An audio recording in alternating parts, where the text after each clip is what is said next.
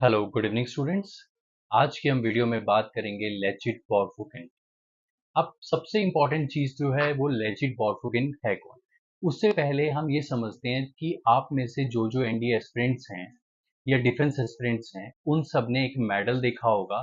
वो मेडल जो best NDA cadet को मिलता है आर्मी नेवी एयरफोर्स तीनों विंग के मिला।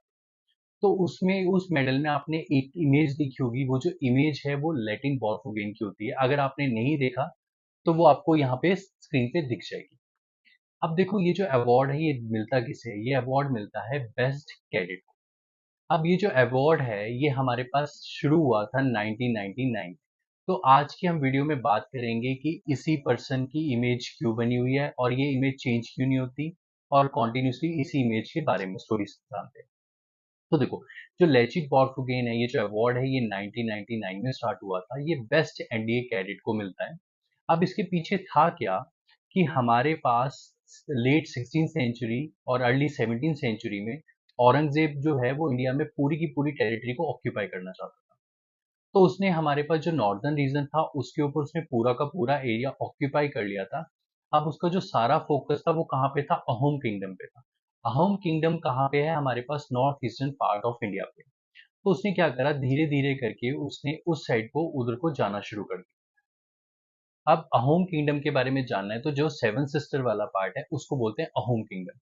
अगर किसी को अभी भी सेवन सिस्टर का नहीं पता तो मैं आपको ऐसा करता हूँ, यहाँ पे मैं आपको डाल देता हूँ, एक बार आप देख लो। सेवन सिस्टर और अहोम किंगडम जो है वो सेम ही बात है।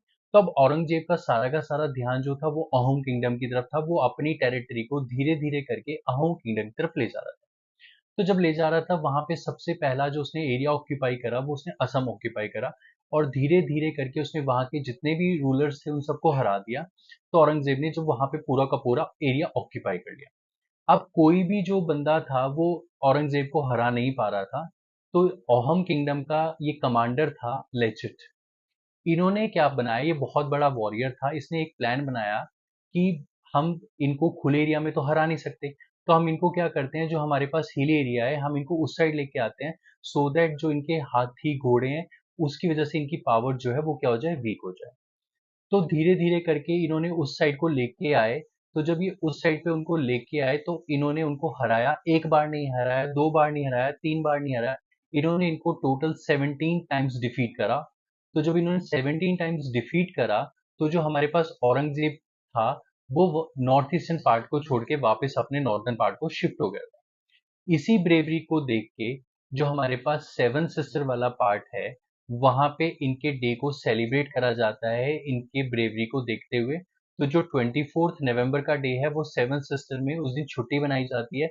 और इसी ब्रेवरी को देखते हुए इस जो लेजिट थे इनकी हमने इमेज को अपने मेडल पे पोस्ट कर दिया as a status symbol of bravery.